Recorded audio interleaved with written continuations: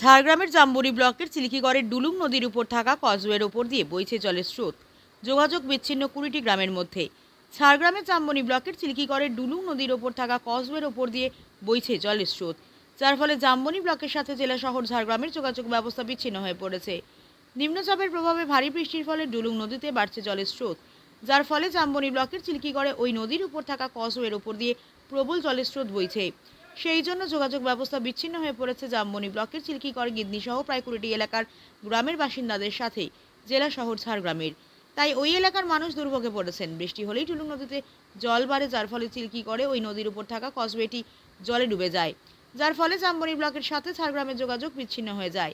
ওই এলাকার বাসিন্দাদের দীর্ঘদিনের দাবি চিল্কিগড়ে ডুলুং নদীর ওপর একটি সেতু নির্মাণের। স্বাধীনতার 75 বছরে অতিক্রান্ত হওয়া সত্ত্বেও এখনও সেতু নির্মাণ না হওয়ায় এলাকার বাসিন্দারা হতাশ হয়ে পড়েছেন। হচ্ছে আমাদের তো আমরা ওই পারে যেতাম, চিল্কিগড় যাচ্ছিলাম, তো এর মতো অবস্থা এখানে দাঁড়িয়ে আছে।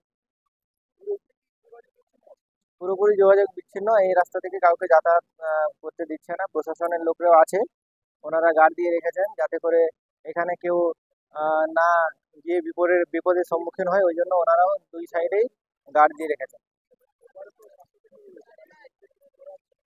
এখন তো দেখতেই পাচ্ছেন এই মতো অবস্থায় এপার ওপারে পারাপার বন্ধ। হ্যাঁ, দূর থেকে আরো রাস্তা আছে, ওটা ঘুরে যেতে হচ্ছে। সমস্যা পুরোটা বলতে এইখান থেকে ধরুন, এখান থেকে কেউ যদি যায় ওই পারে, তাকে ঘুরে যেতে হচ্ছে। যদি এটা 2 মিনিট সময় লাগতো, তাকে আধ ঘন্টা 1 ঘন্টা ঘুরে ঘুরে বাইপাস হয়ে যেতে হচ্ছে। এটাই পরিস্থিতি। আমার নাম শেখ হেলিম আলী।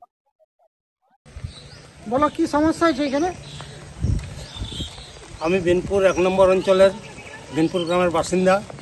এই বিনপুর শ্মশান, কালী মন্দির, শিব মন্দির, হাই স্কুল, গার্ল স্কুল সমস্ত জলে ভাসছে।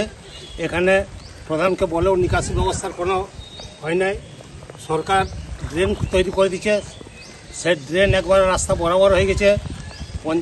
এখানে যে প্রধান, সে কোনো কিছু হস্তক্ষেপ করছেন না। এই অবস্থায় মানে পড়াশোনার ছেলেমেয়েদের আসার অসুবিধা, মন্দির টন্দিরে পুজো টুজো দেওয়ার অসুবিধা। এই যে পুরো দেখুন, গার্ল স্কুল থেকে high school, Belpari, Jhargram Belpari road, হ্যাঁ, শিব মন্দির, আমি দাঁড়িয়ে আছি মন্দিরের পাশে। হ্যাঁ, এই হচ্ছে এর পজিশন। তার যাতে এই নিকাশি ব্যবস্থা সুব্যবস্থা করা হয়, তার জন্য আবেদন জানাই।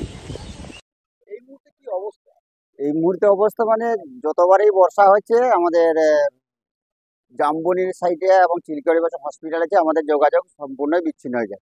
এতবার বলা সত্ত্বেও আমাদের কোনো মতেই ব্রিজটা এখনো পর্যন্ত স্যাংশন হয়নি। তবে একটা শুনেছি স্যাংশন হয়েছে।